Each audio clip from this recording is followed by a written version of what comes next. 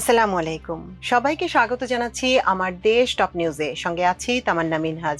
শুরুতেই শিরোনাম। হাদির উপর হামলায় সন্দেহভাজন দুজনের পাসপোর্ট ব্লক, আটক ৩। হাদিকে গুলি, মোটরসাইকেল মালিকের ৩ দিনের রিমান্ড। গান পয়েন্টে থাকা জুলাই যোদ্ধাদের নিরাপত্তায় ব্যবস্থা নিচ্ছে পুলিশ। সাংবাদিক আনিস আলমগীর ডিবি হেফাজতে। পোস্টাল ভোট অ্যাপে প্রায় ৩,৮৩,০০০ প্রবাসীর নিবন্ধন। বধ্যভূমি রক্ষায় সরকারের আগ্রহ নেই, অভিযোগ বিশিষ্টজনের। ডেঙ্গুতে ২৪ ঘন্টায় আরো ৫ জনের মৃত্যু, হাসপাতালে ৩৮৭ জন। দর্শক, শুনছিলেন শিরোনাম, এবার জানিয়ে দিচ্ছি বিস্তারিত। শেরপুর জেলার নালিতাবাড়ি এলাকা সীমান্ত দিয়ে অবৈধভাবে লোক পারাপারের সঙ্গে জড়িত সন্দেহে দুজনকে আটক করেছে ঢাকা মহানগর পুলিশ ডিএমপি। তাদের জিজ্ঞাসাবাদ করে শরীফ ওসমান হাদির ওপর হামলায় জড়িত ব্যক্তিদের সম্পর্কে তথ্য পাওয়া যেতে পারে বলে জানিয়েছেন ডিএমপির অতিরিক্ত কমিশনার এস.এন. নজরুল ইসলাম। রাজধানীর মিন্টু রোডে ডিএমপির মিডিয়া সেন্টারে আয়োজিত এক সংবাদ সম্মেলনে নজরুল ইসলাম এসব তথ্য জানান। গত শুক্রবার বেলা ২টা ২৪ ঢাকার পুরানা পল্টনের বক্স কালভার্ট এলাকায় ইনকিলাব মঞ্চের মুখপাত্র শরীফ ওসমান বিন হাদিকে গুলি করা হয়। পেছন থেকে অনুসরণ করে আসা একটি মোটরসাইকেল থেকে এক ব্যক্তি ব্যাটারি চালিত রিকশায় থাকা হাদিকে গুলি করেন। এস.এন. নজরুল ইসলাম বলেন, হাদির উপর হামলার ঘটনায় শুটার ফয়সাল করিম মাসুদ ও মোটরসাইকেল চালক আলমগীর শেখকে শনাক্ত করা হয়েছে। সাংবাদিকের এক প্রশ্নের জবাবে নজরুল ইসলাম বলেন, ইমিগ্রেশন ডেটা বেস চেক করে এখন পর্যন্ত তাদের দেশ থেকে পালিয়ে যাওয়ার কোনো তথ্য পাওয়া যায়নি। ফয়সালের পাসপোর্ট নাম্বার পাওয়া গেছে। তার সর্বশেষ ভ্রমণ তথ্য অনুযায়ী সম্ভবত গত জুলাই মাসে তিনি থাইল্যান্ড থেকে ফেরেন। এরপর ইমিগ্রেশন ডেটাবেজে আর তার বহির্গমনের কোনো তথ্য নেই। গতকাল রাত থেকে অপারেশন ডেভিল হান্ট ফেজ 2 শুরু হয়েছে উল্লেখ করে নজরুল ইসলাম বলেন, নিরাপত্তা নিশ্চিতে পুলিশ কাজ করছে, তবে নগরবাসীরও দায়িত্ব রয়েছে। কেউ তার আশেপাশে কোনো দুষ্কৃতকারীকে দেখলে পুলিশকে তথ্য দিয়ে সহযোগিতার আহ্বান জানান তিনি। ইনকিলাব মঞ্চের মুখপাত্র শরীফ ওসমান হাদিকে গুলির ঘটনায় ব্যবহৃত মোটরসাইকেলের মালিক মোহাম্মদ আব্দুল হান্নানের ৩ দিনের রিমান্ড মঞ্জুর করেছে আদালত। রোববার ঢাকা মেট্রোপলিটন ম্যাজিস্ট্রেট দিদারুল আলম আদালত শুনানি শেষে এ আদেশ দেন। এদিন পল্টন থানার জিডি মূলে ফৌজদারি কার্যবিধির ৫৪ ধারায় গ্রেপ্তার দেখিয়ে তাকে আদালতে হাজির করা হয়। প্রথমে পল্টন থানার উপ পুলিশ পরিদর্শক শামীম হাসান তাকে কারাগারে আটক রাখার আবেদন করেন। পরে আরেকটি আবেদনে ৪টি কারণ উল্লেখ করে তাকে ৭ দিনের রিমান্ডে নিয়ে জিজ্ঞাসাবাদ করতে প্রার্থনা করা হয়। এতে বলা হয়, ঘটনায় আসামিদের ব্যবহৃত আগ্নেয়াস্ত্র ও মোটরসাইকেল জব্দ, জড়িত অজ্ঞাত পরিচয় পলাতক আসামিদের নাম ঠিকানা সংগ্রহ সহ অবস্থান ও গ্রেপ্তার, মূল রহস্য উদ্ঘাটন ও তথ্য সম্পর্কে প্রবাহ, অর্থ সম্পর্ক প্রবাহ নির্ণয় করার জন্য এবং কোথা থেকে অবৈধ অস্ত্র সংগ্রহ করা হয়েছে তার উৎস জানা প্রয়োজন। ওসমান হাদি গুলিবিদ্ধ হওয়ার পর শীর্ষ জুলাই যোদ্ধাদের অনেকের ক্ষেত্রে নিরাপত্তা ঝুঁকি তৈরি হয়েছে বলে মনে করা হচ্ছে। এজন্য তাদের নিরাপত্তায় বিশেষ ব্যবস্থা গ্রহণের কথা জানিয়েছে ঢাকা মহানগর পুলিশ। পুলিশ বলছে, হাজার হাজার জুলাই যোদ্ধার নিরাপত্তা ব্যক্তি পর্যায়ে বা আলাদা করে নিশ্চিত করা প্রায় অসম্ভব। তবে হাদির মতো যারা নিরাপত্তা ঝুঁকিতে আছেন অথবা গান পয়েন্টে আছেন, তাদের নিরাপত্তা জোরদারের ব্যবস্থা নেওয়া হচ্ছে বলে জানিয়েছেন ঢাকা মহানগর পুলিশের অতিরিক্ত কমিশনার এস.এন. মোহাম্মদ নজরুল ইসলাম। ইনকিলাব মঞ্চের মুখপাত্র ওসমান হাদির উপর হামলা সংক্রান্ত সর্বশেষ পরিস্থিতি জানাতে রোববার বিকেল 4:15টায় ডিএমপি মিডিয়া সেন্টারে আয়োজিত সংবাদ সম্মেলনে তিনি এসব কথা বলেন। তিনি বলেন, ঘটনার পর থেকে ঢাকা মেট্রোপলিটন পুলিশ হামলাকারীদের গ্রেপ্তারে জোর প্রচেষ্টা চালিয়ে যাচ্ছে। ঘটনাস্থলের সিসিটিভির ফুটেজ সংগ্রহ ও বিশ্লেষণ করে ইতোমধ্যে ২ জন সন্দেহভাজন ব্যক্তিকে শনাক্ত করা হয়েছে। এরা হলেন ফয়সাল করিম মাসুদ ও মোহাম্মদ আলমগীর শেখ।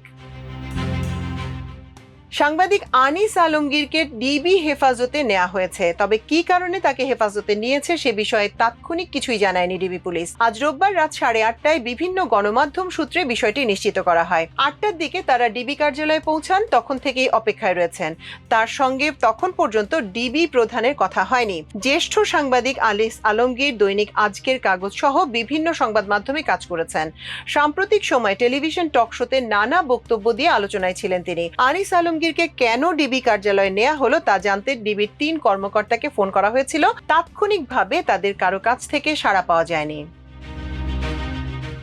আসন্ন ত্রয়োদশ জাতীয় সংসদ নির্বাচন ও গণভোট দেওয়ার জন্য বিশ্বের বিভিন্ন দেশ থেকে পোস্টাল ভোট বিডি অ্যাপের মাধ্যমে এখন পর্যন্ত 3,82,982 জন প্রবাসী বাংলাদেশি ভোটার নিবন্ধন করেছেন। রোববার বিকেল 5:50 নির্বাচন কমিশনের ওয়েবসাইটে প্রকাশিত পোস্টাল ভোটিং আপডেট থেকে এ তথ্য জানা গেছে। তথ্য অনুযায়ী পোস্টাল ভোট বিডি অ্যাপের মাধ্যমে এখন পর্যন্ত মোট 3,82,982 জন প্রবাসী ভোটার নিবন্ধন করেছেন। নিবন্ধনকারীদের মধ্যে 3,57,825 জন পুরুষ ভোটার ও 25,277 জন নারী ভোটার রয়েছেন। আজ শহীদ বুদ্ধিজীবী দিবসে বধ্যভূমিতে শ্রদ্ধা জানাতে গিয়ে সরকারের ভূমিকা নিয়ে প্রশ্ন তুলেছেন বিশিষ্টজনরা। তাদের অভিযোগ, ইতিহাসের এই গুরুত্বপূর্ণ স্মৃতিচিহ্নগুলো সংরক্ষণ ও রক্ষায় কার্যকর উদ্যোগ নেই সরকারের। দ্রুত বধ্যভূমি সংরক্ষণে রাষ্ট্রীয় দায়িত্ব পালনের দাবি জানিয়েছেন তারা। আমাদের চট্টগ্রাম প্রতিবেদক মাহমুদ ফাহিমের তৈরি করা প্রতিবেদন। আমরা বলতে চাই যে দীর্ঘ অনেক বছর ধরে প্রফেসর ডক্টর গাজী সালাউদ্দিন স্যারের নেতৃত্বে আমরা এই আন্দোলনটি করে এসেছি এবং আমরা যতটুকু জানি সুপ্রিম কোর্টের একটি রায় আছে যে বাংলাদেশের সকল বধ্যভূমির এই জায়গা পুনরুদ্ধার সংরক্ষণের ব্যাপারে, এবং জেলা প্রশাসনেও এই ব্যাপারটি কিছুটা এগিয়েছিল এক বছর আগের কথা আমি জানি।